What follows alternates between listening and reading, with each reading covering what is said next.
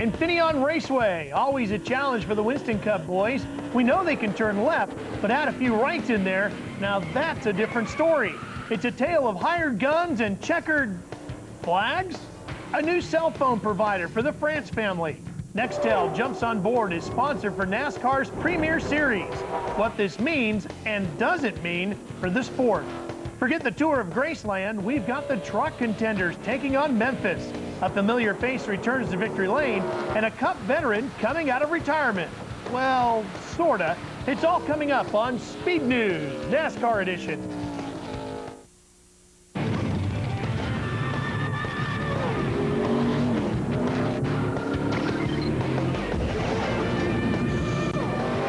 Speed News, NASCAR edition, presented by Circuit City. Hi everybody, I'm Ralph Shaheen, double stinting and running solo on this edition of Speed News, NASCAR edition. It's been a big week for NASCAR as the curtain was raised on the NASCAR Nextel Cup Series in the Big Apple, while NASCAR's Premier Division headed to the wine country for their first road race of the year. As long as NASCAR has been running road courses, road racing specialists from Dan Gurney to Ron Fellows have been showing up with their helmet bags, looking to steal a win from the regulars who spend most of their career only turning left. The Cup regulars, however, have become pretty good road racers. Let's pick up the action on lap 2. Robbie Gordon wastes no time getting past pole sitter Boris Said for the lead. Championship contender Bobby Labonte, rough day, begins with this contact with Bill Elliott. Bobby's day would get worse. Lap 26, Ron Fellows complaining of problems with second gear, still the fastest car in track, passes Kevin Harvick for second. 10 laps later, problems for the points leader, Matt Kenseth. He loses a tire in turn 10, but quickly ducks onto pit road and falls back to 24th. Rusty Wallace, still hungry for a win, bumps and bangs with Kurt Busch. Kurt would suffer handling problems and fell back deep into the field. Lap 50, Bobby's day does get worse as he gets spun by Kenny Wallace in turn 11. Lap 56, Kevin Harvick and Ron Fellows make it 3 wide on Robbie Gordon. Fellows goes from third to first in one corner. Kevin holds for second. Next lap, third caution of the day comes out when Elliott Sadler turns Kyle Petty around. Petty gets going again, but unfortunately right in front of Jack Sprague and Steve Park, causing a huge wreck. Jack would retire from the race. Lap 63, on board with Dale Jr. as he checks up going downhill in turn 4, spins out, sending him back to 37th, taking a hit in the championship, falling to third behind Jeff Gordon. 45 to go. Kurt Busch, Scott Burton, Jeff Burton go 3 wide for 6th place, causing a huge bottleneck. The points leader, Matt Kenseth, makes it through and tucks in behind Ricky Rudd. A few laps later, Christian Fittipaldi brings out the caution with this hard hit into the tire wall at turn 10. This caution forces Ron Fellows to pit and surrenders the lead to Johnny Benson and other leaders who already made their stops under the green. 31 laps to go as Robbie Gordon sliding under Johnny to regain the lead in 11. 20 to go. Ron Fellows coming to a caution that he needed to make up lost ground, but unfortunately he gets booted by Jeremy Mayfield. He would still salvage a 7th place finish. Gordon gets underneath Rusty Wallace for second, but he couldn't get by Robbie Gordon, who holds off Jeff to claim the victory. That's Gordon's second career victory, his first on a road course.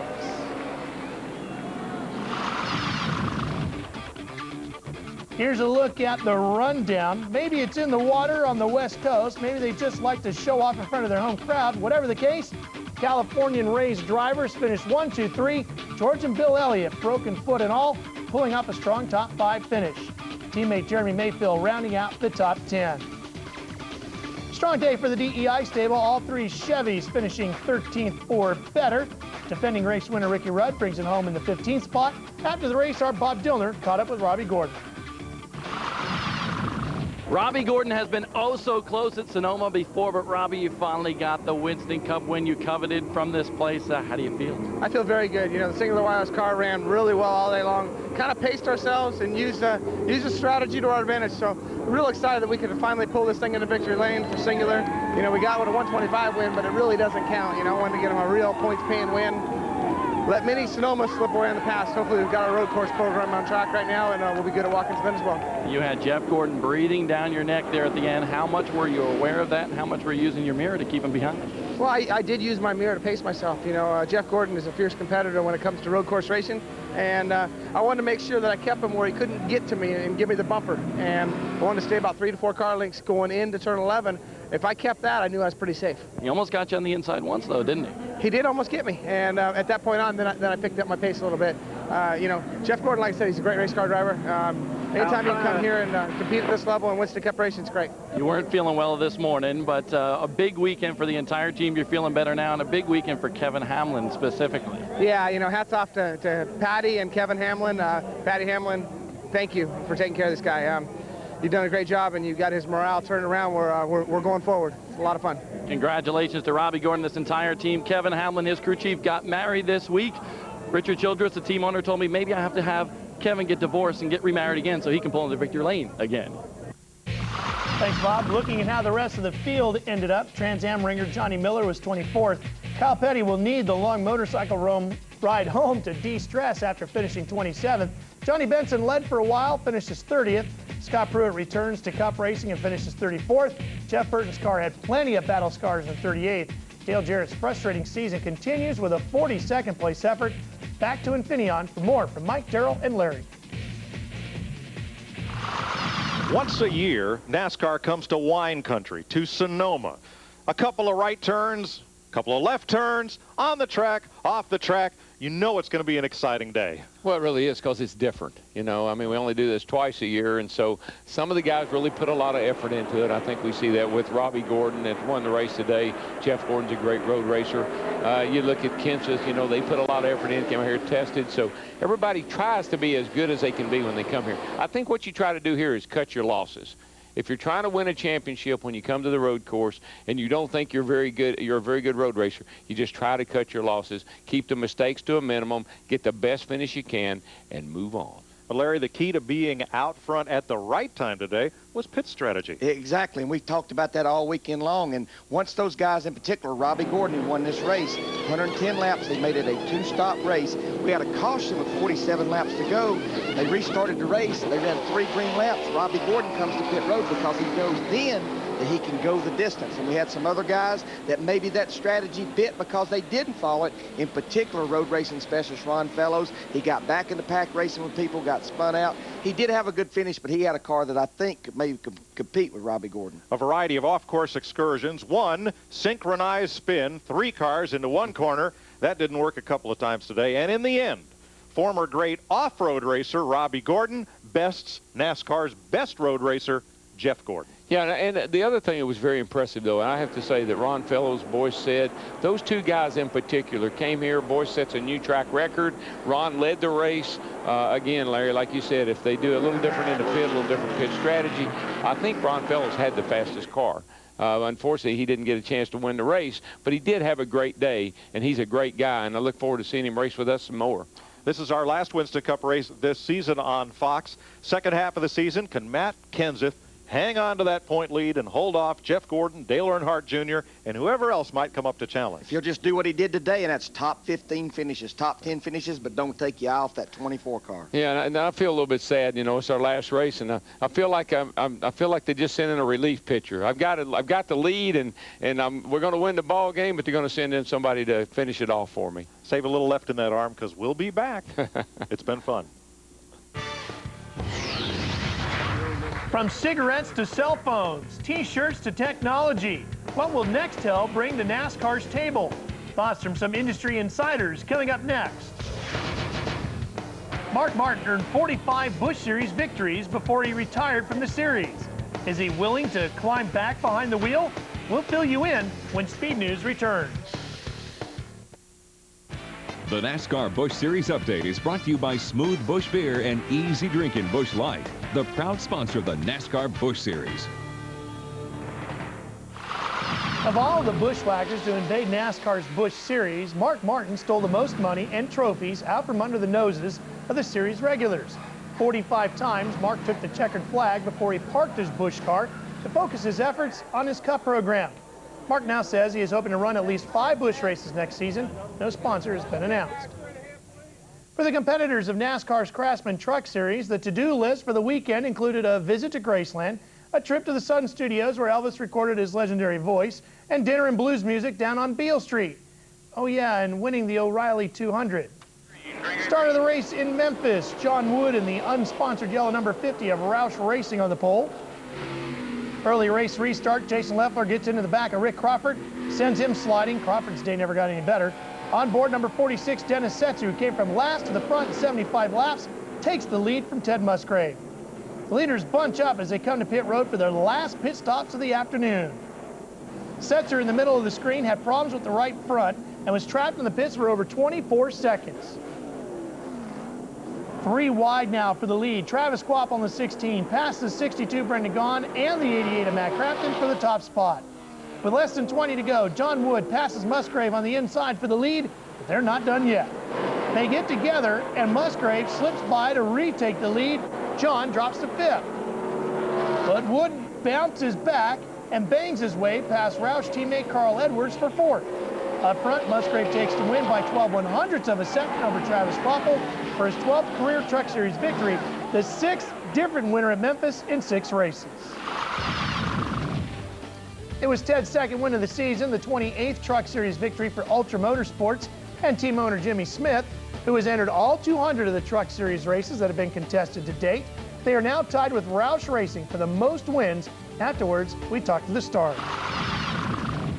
Well, victory number 2 for 2003 is in the hands of Ted Musgrave here at Memphis Motorsports Park. And Ted, you guys built a brand new truck, took it to Lakeland and tested it, brought it out here. You must be pretty satisfied with how it ran today. I was really satisfied. Usually when you bring a new truck, something happens to it, or maybe electrical failure or something, but the guys did really good in the shop. Yeah, we brought it out here, but it wasn't a pretty win, but we got the win. And I'll tell you what, the NASCAR Craftsman Truck Series is getting so close on competition. I wasn't sure I was going to win that race. You know, we led laps, but as the race went on, the 50 truck was really strong. The 16 came on and almost won it at the end there. I burned my right rear up pretty bad. I mean, look at Dennis Setzer coming from the back and taking the lead away from me. This thing just, you never know who's going to win these races. Veteran competitor Bobby Hamilton retains the points lead. His closest challenger is Travis Quapple, who is 84 markers behind. Texas winner Brendan Gaughan trails by a little over 100 points. The trucks are at it again next weekend in Milwaukee. Milwaukee, which is Algonquin for the good earth. Rock on, Alice.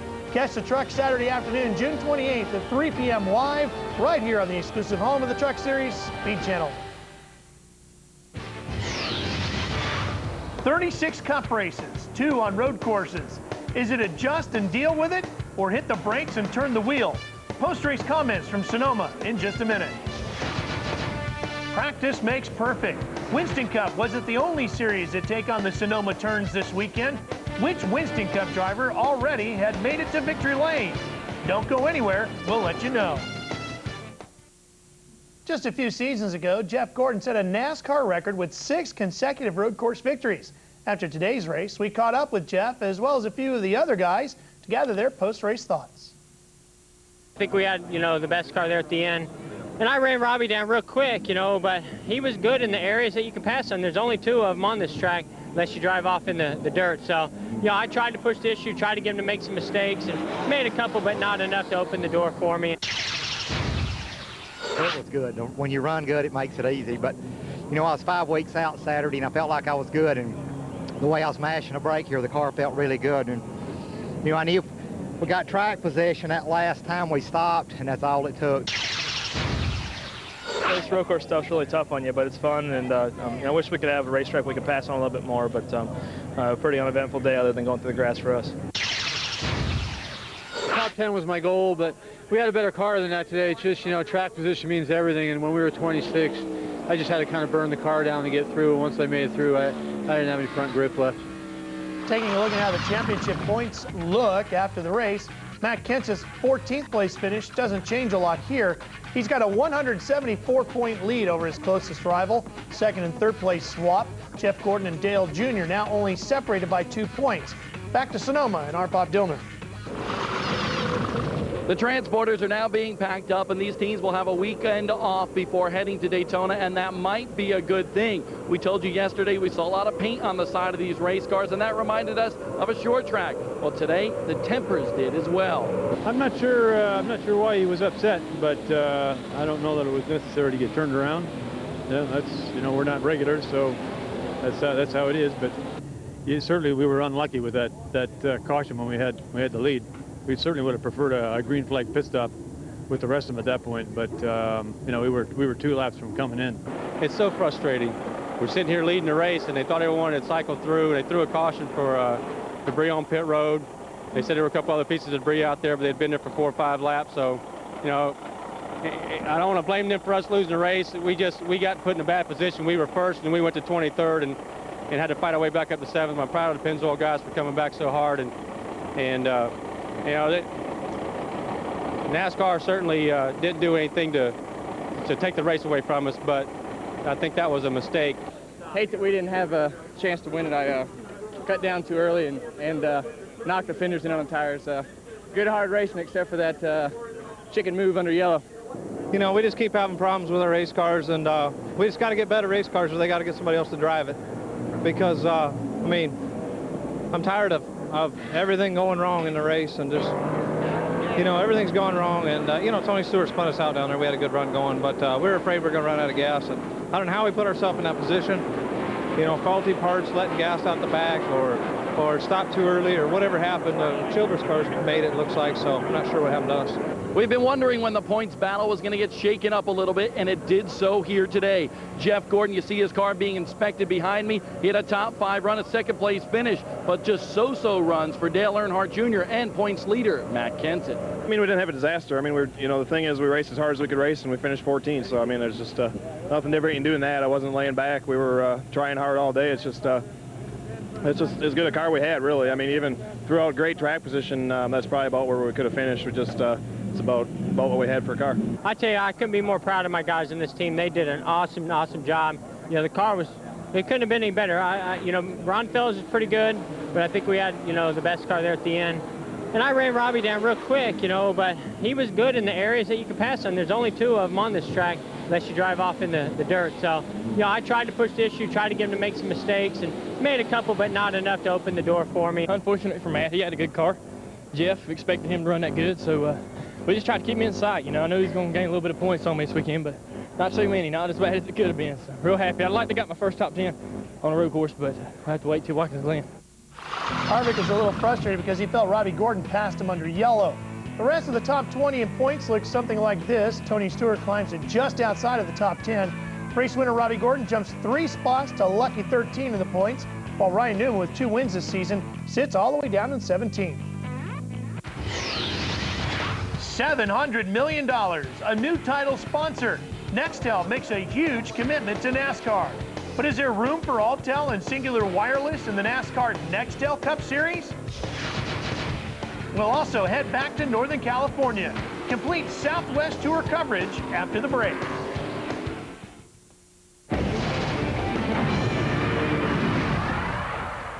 The brutal economy and the tough tobacco legislation has forced RJ Reynolds to step aside after 30-plus years of being the title sponsor for NASCAR's Premier Series. As sad as the departure of Winston might be after all they have done for the sport, the new era of the NASCAR Nextel Cup Series has great potential. NASCAR's Premier Division will officially become the NASCAR Nextel Cup Series in January. Plenty of Nextel billboards and signage at the tracks. Nextel involvement with NASCAR deals only with its top division. They will not support any of NASCAR's other classes. The All-Star race will continue, although no date or location has been announced. Nextel also hopes to use their wireless systems to improve team-to-driver communication and to increase the opportunities for fans to interact with and receive information about the series. Only existing teams, sponsorships by rival telecommunications companies will be allowed to remain in the Nextel titled series, so sponsors like Singular and Alltel are safe. Singular, we're going to go forward and just, do everything we can. Singular looks at it as a positive move for them. They're going to be able to, they just got to work on their marketing strategy and do whatever's right for Singular. I don't think any one of us is going to know exactly what it's going to do for, you know, a couple of months or maybe even a year. But I don't think it can hurt anything. It's not going to really affect our team. The people at Alltel have, you know, told us that this is something that they want to do.